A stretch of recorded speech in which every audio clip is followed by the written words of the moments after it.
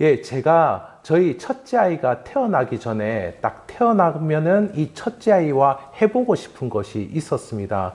그것은 무엇이냐면요. 여러분, 미켈란젤로의 천지창조라는 그림 잘 아시죠? 하나님과 아담이 이렇게 손가락을 맞대고 있는 그 장면 아닙니까? 그래서 외국 영화 이티에도 보면 이티와 소년이 이렇게 손가락 끝을 맞대고 있는 장면인데요.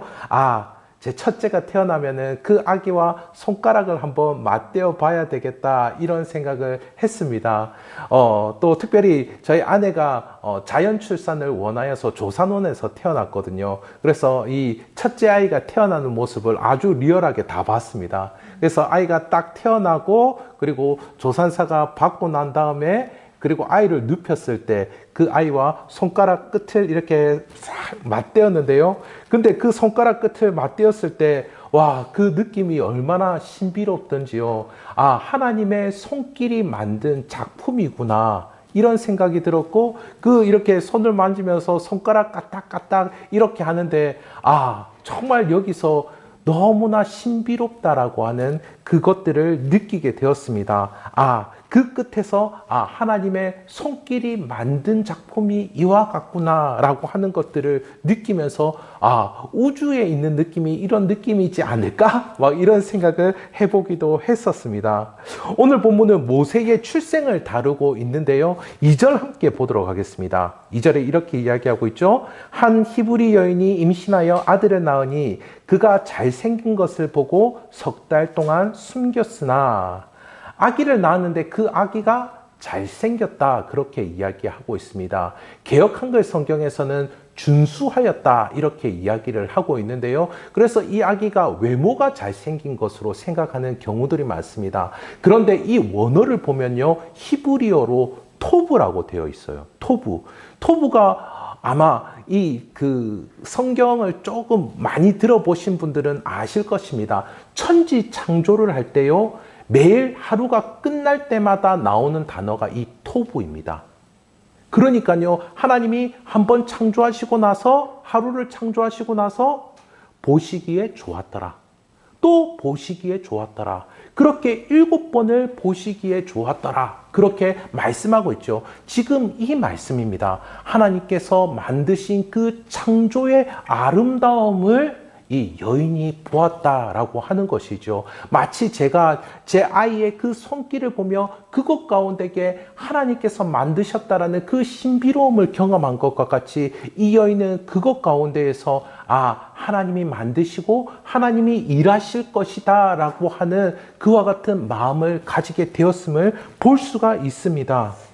여기서 이 잘생겼다라는 의미가 이렇게 하나님께서 만드시고 그래서 만족하시고 좋아하셨다라고 하는 것이죠.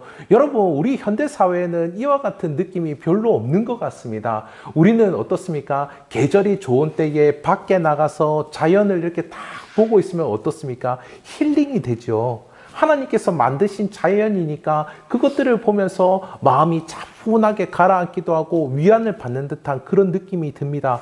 그런데요, 하나님께서 천지를 창조하실 때 어떠하셨습니까? 하나님께서는요, 모든 만물을 만드실 때는 보시기에 좋았다라고 하셨지만, 특별히 사람을 만드시고 나서는 보시기에 심히 좋았더라, 그렇게 말씀해 주셨습니다. 우리도 서로 사람을 보면서, 현대인들은 그런 느낌이 없는 것 같더라고요. 사람을 보면서도 이렇게 하나님께서 심히 좋아하셨던 것처럼 우리가 자연 환경을 보는 그 이상으로 또 다른 사람들을 보며 하나님이 심히 좋아하셨다는 그 마음을 우리도 가질 수 있게 되기를 간절히 소원합니다. 이 히브리 여인은 자신의 아기를 보고서 그 아름다움에 감격을 하고 있었던 것이죠. 이전 시간에 보면요, 이 애굽의 바로가 히브리의 남자 아기들을, 태어나는 남자 아기들을 다 죽이라라고 하는 것을 볼 수 있었습니다. 죽이는 것이 안 되니까 나중에는 이 히브리 남자 아기들을 나일강에 던져버리라 라고까지 그렇게 이야기했죠. 그러나 이 히브리 여인은 이 아기에게서, 자기의 아기에게서 느껴지는 이 창조의 아름다움을 보고서 차마 그렇게 하지는 못한 것입니다. 그리고 더 이상 3개월이 지나서 더 이상 숨기지 못하여서 갈대 상자를 만들어서 그곳에 담아서 띄워 보내는데요.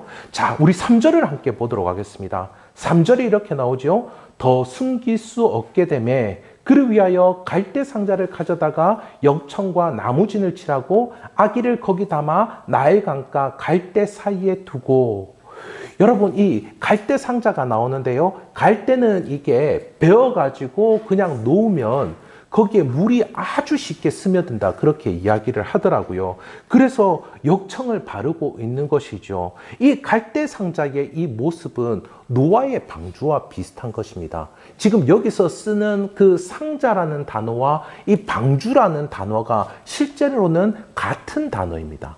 같은 단어. 그래서 이 노아의 방주는 어떻습니까? 거기는 동력이 없습니다. 지금 배는 가려면 뒤에 이렇게 스크류가 돌아서 엔진이 있고 스크류가 돌아서 배가 가지 않습니까? 그리고 또 그전에는 범선이 있게 돛이 있었고 노를 젓는 것이 있었던 것이 배의 모습이었죠. 그런데 이거는 배가 아니었던 것입니다. 그냥 노아의 방주는 하나의 상자였지요. 아무런 동력이 없었습니다. 그러니까요, 지금 이 갈대 상자의 모습도 이와 같았다라고 하는 것입니다. 그런데 또 같은 것은 무엇이냐면요, 갈대 상자에도 겉에 역청을 발랐고 그리고 노아의 방주에서도 역청을 발랐다라고 하는 것입니다. 여러분 한번 생각해 보십시오. 이 역청이라는 것이 물과 상자를 분명히 구분해 주고 있는 것입니다. 물이 상자 안에 스며들지 못하도록 막아주고 있는 것이 이 역청이었다라고 하는 것이죠. 지난 시간에도 우리가 보았는데요. 물은 마실 수도 있고 또 물을 통해서 농작물을 기를 수 있는 아주 유용한 것이지요. 유익한 것입니다. 그러나 한편 물은 어떻습니까? 큰 물에 빠지게 되고 큰 파도에 휩쓸리게 되면은 사람은 죽을 수밖에 없는 것이 이 물의 힘이 아니겠습니까? 그러니 이 역청을 바른다라는 것은 무엇이냐면요, 물이 스며들지 못하게 가로막는다. 죽음이 스며들지 못하게 가로막는다라는 그런 의미를 가지고 있습니다. 그러니까 이 갈대 상자를 지켜주는 것이 바로 이 역청이다라고 하는 것이죠. 그래서 이 역청에는요, 구별하다, 지켜준다, 구원한다라는 그 의미가 포함되어 있습니다. 특히 이 베드로전서 3장에 보면요, 거기에 노아의 방주가 나옵니다. 그런데 베드로가 노아의 방주를 이야기하면서 어떤 이야기를 하냐면요, 이 베드로전서 지난주 저희 하나교회에서 함께 읽었던 성경입니다. 거기서 이 방주를 무엇이라고 이야기하냐면요, 예수 그리스도를 미리 표현한 것이다, 예표한 것이다 라고 이야기합니다. 예수 그리스도 안에 있으면서 그것 가운데에 구원함을 잊게 되고 죽음이 가로막혀진 그와 같은 놀라운 생명의 삶을 살아가는 것을 이전에 보여준 것, 그것이 방주 상자였다라고 하는 거죠. 그래서 이 예수 그리스도는 어떠합니까? 물로 세례를 주는 말씀을 하고 있죠. 그러니까요, 물은 죽음이지 않았습니까? 그런데 이제 예수 그리스도를 통해서는 물로 새 생명을 얻게 되는 것을 표시해 주는 놀라운 일들이 일어나게 되었습니다. 죽음이 생명으로 바뀌어지는 그 일들이 이 상자, 방주, 예수 그리스도를 통하여서 일어난다라고 하는 것을 이야기해 주고 있는 것이죠. 그런데 여기서 중요하게 볼 것이 있습니다. 그것은 무엇이냐면요, 이 아기의 엄마가 아기를 담은 갈대 상자를 어떻게 했느냐라고 하는 것입니다. 어떻게 했느냐. 저도 이것을 유심히 읽어보지 않고 그냥 늘 미디어에 봤던 것만 이렇게 생각했는데, 여러분 한번 유심히 확인해 보시기 바랍니다. 이 갈대 상자를 어떻게 했냐면요, 나일 강과 갈대 사이에 두고라고 이렇게 이야기하고 있습니다. 그러니까 갈대 사이에 이 상자를 두고 있었다는 겁니다. 저는 미디어를 봤을 때 이 갈대 상자가 나일강을 둥둥둥둥 떠내려가고 있는 걸로 생각을 했거든요. 그런데 그렇지 않다라고 하는 것이죠. 딱 고정해 두고 있었다라고 하는 것입니다. 그런데 여러분, 이 히브리어의 특징은 무엇이냐면요, 모든 그 품사가 남성형, 여성형, 중성형 이렇게 나누어져 있습니다. 그런데요, 여기서는 이 두다라는 것이 여성형으로 되어 있어요.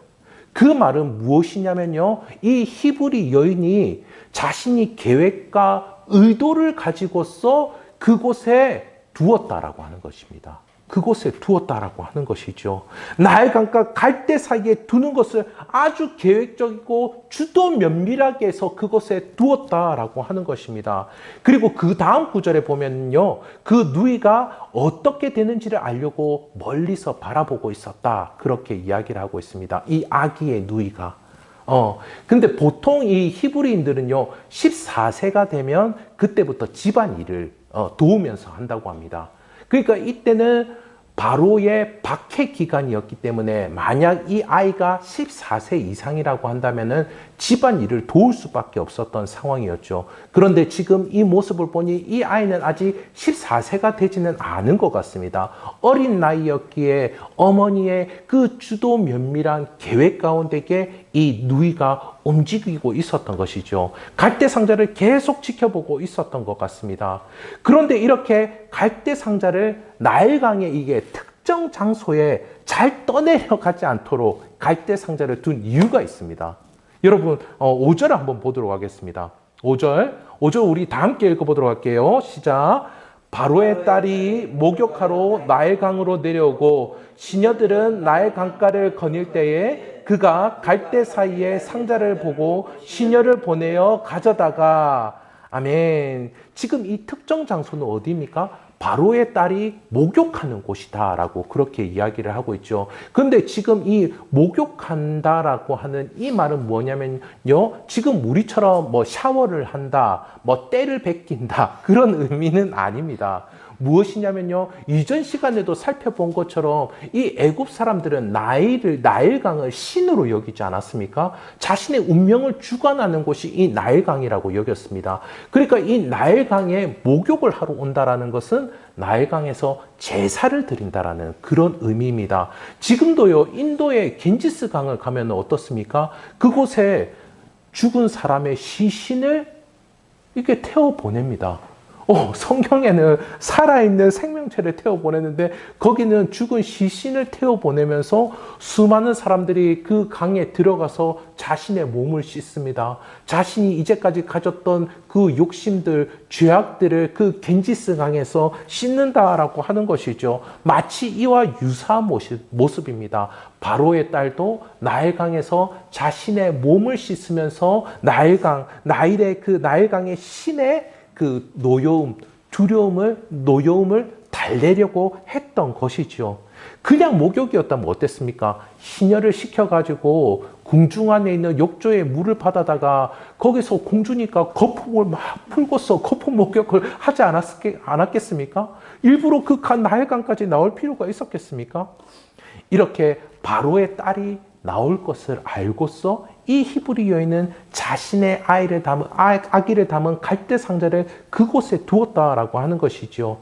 그런데 여러분, 이 히브리 여인이 이렇게까지 할 수 있었던 그 이유는 무엇이었을까요? 모성애 때문에 그랬을까요? 모성애 때문에요? 그런데 여기는 모성애 그 이상의 것이 있습니다. 이것을 신약의 히브리서 11장 23절에서 우리 볼 수 있는데요. 한번 확인해 보도록 하겠습니다. 여러분 유인물에 있죠? 히브리서 11장 23절에 이렇게 나옵니다. 믿음으로 모세가 났을 때 그 부모가 아름다운 아이임을 보고 석 달 동안 숨겨 왕의 명령을 무서워하지 아니하였으며 그녀는 무엇으로 이렇게 움직였다 말씀하고 있습니까? 믿음으로 이렇게 행했음을 알려주고 있습니다. 여러분, 이 출애굽기 2장의 특징은 뭐냐면요. 출애굽기 2장에는 세 가지 사건이 나옵니다. 세 가지 사건이 굵직굵직하게 아주 빠르게 전개되고 있는데 그런데 그곳 가운데에 하나님의 이름이 단 한 번도 등장하지 않습니다. 그런데 그럼에도 불구하고 거기서는 하나님의 계획 가운데에 철저하게 움직이고 있는 사람들이 등장하고 있음을 우리는 볼 수가 있습니다.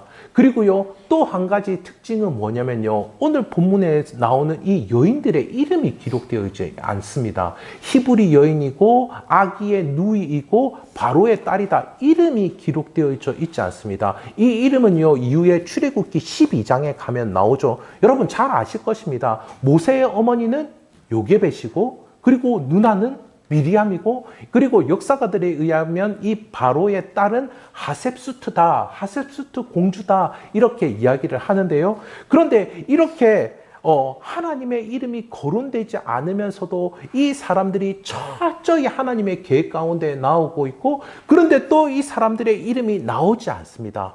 그렇다면요, 여러분, 이 이야기의 주인공이 누구이겠습니까? 굉장히 어렵죠? 이 이야기의 주인공이 누구냐면요, 이 본문의 주인공은 믿음입니다. 믿음이요. 이 본문의 주인공은 믿음입니다. 믿음이 있었기에 확정된 마음을 가지고 갈대 상자를 둘 수 있었던 것이죠. 갈대 사이에서 아기를 담은 상자는 발견하지 못했을 수도 있지 않았겠습니까? 그리고 갈대 상자가 망망대해로 떠나갈 수도 있었을 것입니다. 그런 인간적인 두려운 마음이 있었을 텐데요. 그러나 믿음으로 갈대 상자를 그곳에 두었다라고 하는 것이죠. 이 히브리 여인이 의도를 가지고 주도 면밀하게 이렇게 행할 수 있었던 그 이유는 믿음이 그녀의 마음을, 그녀의 행동을 움직이고 있었다라고 하는 것입니다. 그리고 이 바로의 딸에게 갈대 상자가 발견이 되죠. 우리 6절 함께 보도록 하겠습니다. 열고 그 아기를 보니 아기가 우는지라 그가 불쌍히 여겨 이르되 이는 히브리 사람의 아기로다. 바로의 딸이 아기를 불쌍히 여기고 있습니다. 그녀는 이 울고 있는 아기의 모습을 보면서 히브리 사람들의 형편이 이와 같이 각박하구나라고 하는 것을 알고서 그지없는 측은한 마음을 가지고 있었던 것이죠. 하나님이 이렇게 하나님을 알지 못하는 사람에게도 선한 마음을 주고 있음을 우리는 볼 수가 있습니다. 하나님은 하나님의 계획이 이루어져 가도록 심지어 하나님을 믿지 않는 사람, 하나님을 대적하는 사람에게도 이와 같은 마음을 주시고 하나님의 계획이 이루어져 가도록 해 주신다라고 하는 것이죠. 이 바로의 딸이 아기를 불쌍하게 여기고 있다라고 하는 것을 저 멀리 있는 이 아기의 누이가 알아볼 수 있을 정도로 그렇게 불쌍히 여기고 있었던 것입니다. 그리고 이때 다시 한 번 더 주도 면밀함이 보이죠. 아기의 누이, 그러니까 이 히브리 여인의 딸이 바로의 딸에게 가서 이야기하지 않습니까? 아주 당돌하게 간 것이죠. 히브리의 그 14살도 되지 않은 여자아이가 대제국인 그 애굽의 공주에게 가서 말을 건다라는 건 사실은 굉장히 어려운 일일 것입니다. 그런데 이렇게 이야기하죠. 당신을 위하여 히브리 여인 중에서 유모를 불러다가 이 아기에게 젖을 먹이리까? 아기의 누이는 유모로 아기의 엄마, 자기 엄마를 그렇게 불러주지요. 그 엄마의 그 딸임을 볼 수 있습니다. 하나님의 계획을 신뢰하고 하나님의 약속을 믿고 있었던 것이죠. 이 히브리 여인과 그녀의 딸은 무엇을 믿었던 걸까요? 이들은 무엇을 믿었던 걸까요? 그 밑에 쭉 밑에 보면요, 2장 24절에 이렇게 나오고 있습니다. 하나님이 그들의 고통 소리를 들으시고 하나님이 아브라함과 이삭과 야곱에게 세운 그의 언약을 기억하사, 하나님께서 그의 선조들과 세우신 약속을 그들은 믿고 있었음을 말씀해 주고 있습니다. 그렇다면요, 이 선조들에게 해준 그 약속은 무엇이었겠습니까? 많은 약속들이 있었습니다. 아브라함에게도 이삭에게도 야곱에게도 많은 약속을 해주셨지만 이 약속을 아주 집중해서 아주 특정해서 볼 수 있는 그 약속이 있는데요, 바로 창세기 15장 13절 14절 말씀입니다. 제가 13절을 읽을 테니까요, 여러분은 14절 말씀을 읽어주시기 바랍니다. 여호와께서 아브라함에게 이르시되 너는 반드시 알라. 내 자손이 이방에서 객이 되어 그들을 섬기겠고 그들은 400년 동안 내 자손을 괴롭히리니 그들의 경계는 나라를 내가 징벌할지며 그 후에 내 자손이 그 재물을 이끌고 나오리라. 아멘. 이렇게 이들이 다른 나라에 가서 지낼 것이며 그곳에 가서 심히 괴롭힘을 당하게 될 것이다라는 것이 이미 예언되어져 있었습니다. 또한 하나님께서 그들을 박해하고 있는 나라를 징벌할 것이며 이들이 나올 때에 큰 재물을 끌고 나올 것들도 이미 말씀해 주고 있었다라고 하는 것이죠. 이 히브리 여인은 이 약속을 믿고 있었던 것입니다. 하나님께서 우리를 구원해 주시고 하나님과 동행하는 하나님의 친백성이 되게 하며 하나님을 섬기는 복된 삶으로 인도해 주실 것이다라는 이 믿음을 갖고 있었던 것이죠. 여기서 우리는 하나님께서 이 세상을 어떻게 이끌어가고 계신지를 볼 수 있습니다. 하나님께서 이 세상을 이끌어가는 방법이 무엇입니까? 앞서 우리가 확인한 대로 이 본문의 주인공이 우리의 역사들을 지금도 이끌어가고 있습니다. 무엇이죠? 믿음입니다. 믿음이 이 세상의 역사를 이끌어가고 있다는 거죠. 하나님께서 이끌어가시는 역사 가운데에서 하나님을 믿는 하나님의 백성들의 그 믿음을 통하여서 이끌어가고 계심을 우리는 볼 수가 있습니다. 하나님께서 이 땅에 직접 등장하셔서 역사하실 수 있습니다. 이 땅에 직접 등장하신 하나님이 누구이십니까? 예수 그리스도이시죠. 그런데 예수 그리스도께서 이 땅에 등장하셔서 어떻게 하셨습니까? 요한복음 11장 24절에서 이렇게 말씀하시죠. 아버지께서 나를 보내신 것은 그들로 믿게 하려 함이니라 말씀하고 있죠. 믿게 하려, 믿음으로 구원받게 하시고 믿음으로 하나님의 뜻이 이루어지는 삶을 살게 해주시고 믿음으로 하나님과 동행하는 삶을 살게 해주시고 믿음으로 하나님의 역사를 경험해 주시는 그와 같은 삶으로 이끌어 주신다라고 하는 것이죠. 이 이야기는 어찌 보면은 이 주도 면밀한 모습 가운데 있는 이 히브리 여인이 이끌어가는 것 같습니다. 그러나 어떻습니까? 믿음이 그녀의 마음을 사로잡았고 믿음이 그녀로 하여금 행동하고 있었음을 우리는 볼 수가 있습니다. 믿음이 죽음의 강에서 생명의 갈대 상자 가운데에 거하게 한다라고 하는 것이죠. 이제 바로의 딸에게서 굉장히 의미심장한 말을 들을 수가 있습니다. 9절의 말씀인데요. 9절의 말씀 우리 다 함께 읽도록 하겠습니다. 바로의 딸이 그에게 이르되 이 아기를 데려다가 나를 위하여 젖을 먹이라. 내가 그 삭슬 주리라. 여인이 아기를 데려다가 젖을 먹이더니 아멘. 이 바로의 딸이 자기를 위하여 아기를 젖먹이라 라고 그렇게 이야기합니다. 그 아기에게 젖을 먹이는 것, 그 아기를 양육하는 것, 그것이 바로의 딸을 위한 것입니까? 지금 이 모세가 자라나고 있는 것이, 모세가 탄생하고 자라나고 성장하는 것이 바로의 딸을 위한 것입니까? 우리는 알잖아요. 이거는 바로의 딸을 위한 것이 아니고 이 히브리 민족을 위한 것이고 하나님의 영광을 위한 것이고 하나님의 구원을 위한 것임을 우리는 알고 있습니다. 그런데요, 이 바로의 딸은 착각하고 있는 것이죠. 그것이 자신을 위하는 거라고. 그 아이의 모습을 보고서 그것에 흠뻑 빠진 이 바로의 딸이 착각하고 이 아이를 길러내는 것이 자기를 위한 일이라고 생각하고 있습니다. 그녀의 아버지 어떤 사람입니까? 이 히브리 민족의 압제자가 아닙니까? 그리고 더 나아가 하나님을 대적하는 자이고요. 그리고 아기를 죽이는 자입니다. 그런데요, 그런 딸에게서 어떻습니까? 오히려 반대의 반응이 나온다라고 하는 것이죠. 자기를 위해서 이 모세를 양육하라니요. 거기에다가 이 아기를 기르는 삭까지 더해서 주고 있는 것을 볼 수 있습니다. 와, 남이 양육비를 주면서까지 애를 키운다. 그 우리 어머니들 계시지 않습니까? 누구한테 양육비를 받으면서 애를 키운다라고 하면은 얼마나 좋겠습니까? 가까이 여기 있는 목동에서 애들을 태어날 때부터, 요즘에는 태어나기 전부터 굉장히 많이 신경을 쓰죠. 태어날 때부터 대학 졸업할 때까지 쓰는 비용이 한 아이에게 쓰는 비용이 우리나라 돈으로 한 3억에서 4억 정도 된다고 합니다. 목동에서 애를 키우면요. 3억에서 4억 정도 되고, 그리고 늘 이야기하는 거지만 어떻습니까? 애 둘 키우면 집 한 채 산다. 그런 이야기 하지 않습니까? 그런데 지금 여기서는 이 삭까지 다 쳐준다라고 이야기를 하고 있습니다. 하나님은 이렇게 하나님을 위한 일에 그리고 하나님의 백성을 위한 일에 바로의 딸을 이렇게 신기하게 사용하고 계시다라고 하는 것을 볼 수가 있죠. 바로의 딸을 착각에 빠지게 만듭니다. 어떻게 이것이 자기를 위한 일이 될 수가 있겠습니까? 그런데 자기를 위한 일이라고 그렇게 이야기하고 있죠.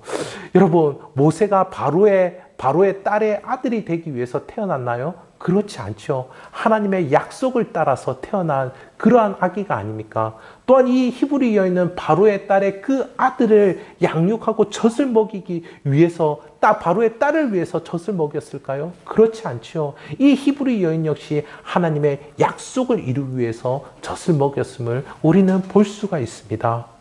그런데요, 이 히브리 엄마 어떻습니까? 어떻게 보면은 정말 참된 엄마는 이렇게 할 거다라는 그런 생각이 드는데요. 이 히브리 엄마는 자기를 위하지 않고 하나님을 위하고 있는 모습을 볼 수가 있습니다. 하나님을 위하여서 자신의 아기를 드릴 수 있는 그 믿음 가운데 있었음을 볼 수가 있습니다. 10절 보도록 하겠습니다. 제가 읽을게요. 이 아기가 자라나매 바로의 딸에게로 데려가니 그가 그의 아들이 되리라. 그가 그의 이름을 모세라 하여 이르되 이는 내가 그를 물에서 건져내었음이라 하였더라. 이 히브리 엄마, 자기가 젖을 먹여 키운 아들인데 어떻습니까? 바로의 딸에게 그 아이를 주지요. 그리고 그 왕궁에서 이 아이가 자라나도록 합니다. 그 왕궁에서 당대 최고의 교육을 받을 수 있는 그 환경 가운데에 아이를 보내고 있는 것을 볼 수가 있습니다.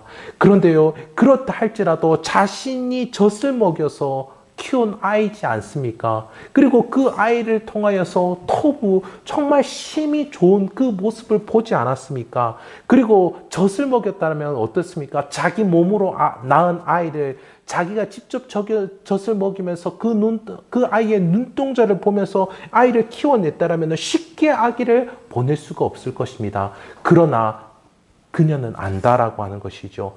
이것이 바로의 딸을 위함이 아니요 하나님을 위하는 것임을, 하나님 나라를 위하는 일임을 그는 알았던 것입니다. 여러분, 이와 같은 모습이 비슷한 것이 사무엘상에도 나오지 않습니까? 한나가 자신이 어렵게 낳은 아들 사무엘을 성전에 드리죠. 근데 그 당시에 성전에는 누가 있었습니까? 엘리 제사장이 있었습니다. 엘리 제사장이 이게 총기가 좀 모자랐던 그런 시기였던 것 같습니다. 여러분, 만약에 한번 생각해 보십시오. 어떤 큰 규모의 교회의 담임 목회자가 있는데 그분이 총기가 없으셔. 그분이 영빨이 없으셔. 그런데 그곳 가운데에 내 자녀를 부목사로 이렇게 보낼 수가 있겠습니까?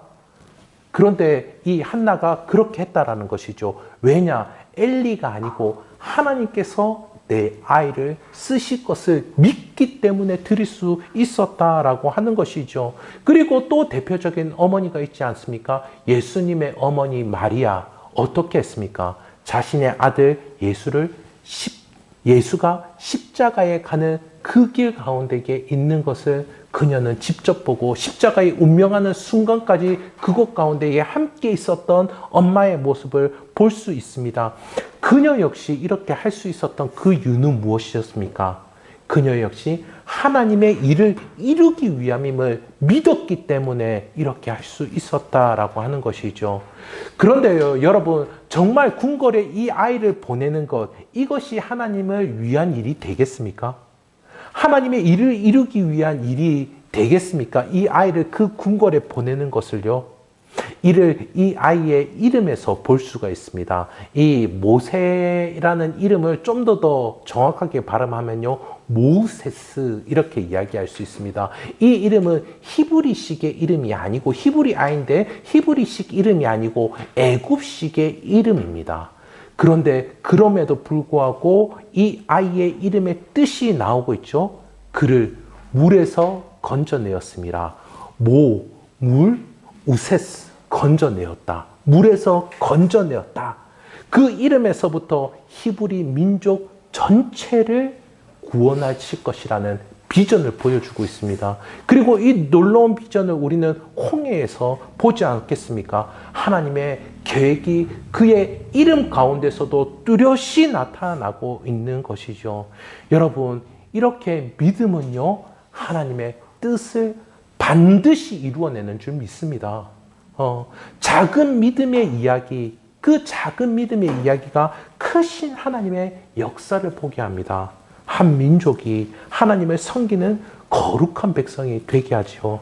말씀을 맺도록 하겠습니다. 믿음은요, 하나님을 위해서 살게 합니다.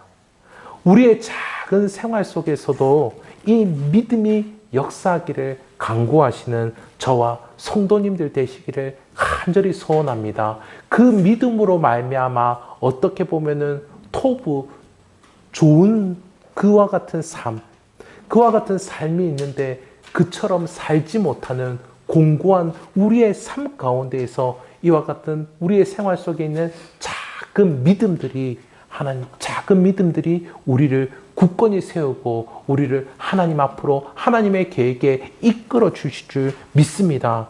이를 통하여서 우리의 삶과 가정을 세우며 나아가 우리의 나라와 교회를 우리 하나님을 뜨겁게 섬기는 교회와 나라를 경험하게 되시기를 우리 주님의 이름으로 축복합니다.